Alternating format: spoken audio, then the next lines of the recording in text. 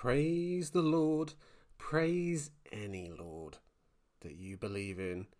USADA is no longer going to be drug testing UFC athletes. Oh, thank you. Thank you, thank you, thank you. And all it took was Conor McGregor saying, no, I'm not doing that. Yeah, it's official. As of January 1st, 2024, USADA will no longer be the anti-doping program of the UFC. And this is just tremendous news. And you know what? Let's just enjoy it all together. Let's enjoy this statement together. This is from USADA, where they said, we can confirm that Conor McGregor has re-entered the USADA testing pool as of Sunday, October 8th, 2023. So that goes in line with my video last week talking about him being the main event of UFC 300. We've been clear and firm with the UFC that there should be no exception given by the UFC for McGregor to fight until he has returned 2 negative tests and been in the pool for at least 6 months. Oh well. The rules also allow USADA to keep someone in the testing pool longer before competing based on their declarations upon entry in the pool and testing results. I mean, what utter nonsense. Which, by the way, is then followed up by this beauty of a sentence.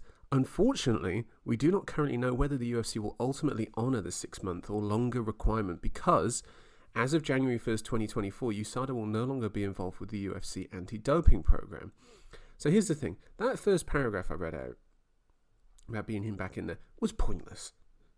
That was just them getting their shot in against Conor McGregor, who, by the way, this might be the best thing he's ever done for UFC fighters. Like, this is, never mind the money people make on his cards, never mind, you know, the champions he's faced and the people he's faced where they've made good money. This is it. This is it. I'll go back to the statement. Despite a positive and productive meeting about a contract renewal in May 2023, the UFC did an about-face and informed USADA on Monday, October 9th, that it was going in a different direction. We are disappointed for UFC athletes who are independent contractors and who rely on our independent gold standard global program to protect their rights to clean, safe and fair octagon.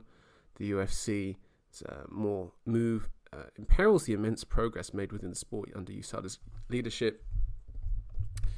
Yada, yada, yada, we're great, they're shit. That's what USADA are trying to get at here. Listeners. It's over. The drug testing nonsense is over. And I don't mean that in the sense that everyone's going to get back on TRT, because that was banned before USADA. If you're not entirely sure of that timeline, that is the case. TRT was banned before USADA came in. TRT was banned in 2014. USADA came in early 2015. So don't start expecting people to come back looking like Vitor Belfort with the Stingray haircut anytime soon. Instead, I mean, and also, by the way, we don't do the eye test thing of like, oh, so-and-so looks so much different being on USADA and whatever else. There are people, since USADA left, there are people now within the system, we know who they are, who are clear drug cheats. You know, Usman, I'm not saying which one, probably both. TJ Dillashaw, Paulo Costa, I mean, Merab Dvalishvili. There are guys who are like clearly drug cheats. And yet they couldn't catch them. I mean, it took... Remember when Cody Garbrandt accused Dillashaw of bringing EPO into Team Alpha Male during the build-up to their first fight? And... in the end, that was the drug he got caught for. So maybe there was some truth to that. Probably was. USADA then had to change their testing to find EPO, which is ridiculous considering that's what Lance Armstrong was using in the early 2000s. Went back over some earlier tests in the lead up to the Barao fights and found that the state that they were in, the results, were not conducive enough to actually do a re-evaluation to see how long he'd actually been cheating for. I mean, really, just absolute clowns, a lot of them. Let's also talk about the careers that they ruined when they first came in there. Ridiculous anti-drug rhetoric. First off, Nick Diaz being banned for marijuana. Ridiculous. Tom Lawler, his career ruined. 4 or 5 year ban. I mean, now, admittedly, I will say that, by the way, a 4 or 5 year ban for a drug that a couple of years later would have got you, I think, less than a 6-month suspension. I mean, where's his payback?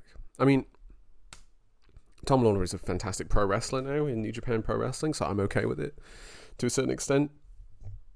And he seems to be fairly happy.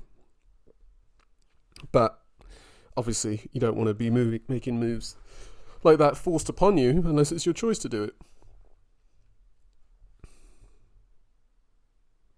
We have to really thank Conor now for this, because he said, I'm not going to do the USADA testing because this is not in my best interest. And this is a man who's obviously going to spend a lot of money on his recovery after that leg break against Dustin Poirier. And he knew that USADA's drug testing, or the program and what they allow, was not going to be enough for him to recover.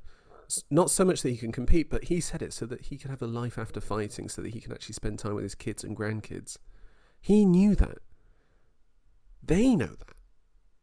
So this arbitrary, this is right, this is wrong, based off of what exactly? I mean, he's been away for years now, recovering. Like, we can all make cracks and comments about him, and, you know, there are further issues to using performance-enhancing drugs that I think that do need to be explored. I mean, the fact is that, like, you go on these huge amounts of drugs, and in reality, you can't ever really come off of them.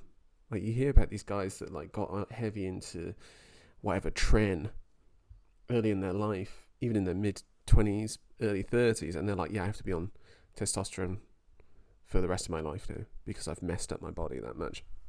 Maybe that is in the future for Conor, but for him to be able to live a life that he thinks is acceptable, he had to leave USADA, and by him doing that, he showed everyone else the way around it, again showing the absolute flaws in their system. TJ Dillashaw's done it. Yuri Prochazka did it as well for his shoulder injury. Like, these guys have to... Darren Till did it as well. These guys have to leave their drug testing protocol to get the best healthcare. That's ridiculous. It's absolutely ludicrous and ridiculous. So, sayonara, USADA, and please, UFC, please just consult the athletes. Please, on the next drug testing thing, please consult them, because really, these are the guys that make you money. I know you want to make Dana the star, you know you want to make the brand the star, but without the fighters, you are nothing. So at least give them this. At least give them a seat at the table and discuss the drug testing process with them. Every other league does it. I mean, look at the Premier League. I mean, the drug testing there is actually almost ridiculous because there's non-existent. Half of Premier League players were not drug tested last season. But, hey, that's the deal they made. And really, I think that's what the UFC would like to go back to. And, hey, that's what I want them to go back to. Like, subscribe, leave a comment. You can email us at holdonbrother69@gmail.com. I will be back maybe later today to talk about that change of the main event. Oh, no, actually, I'll save it for next week when we do the full episode with my regular co-host, Tom Ballum. Listeners, I have been Joe Greenwood. Thank you so much for joining me on this clip. And, yeah, see you in a bit. And maybe I'll preview that Edson Barbosa Sadiq Youssef card. Probably not.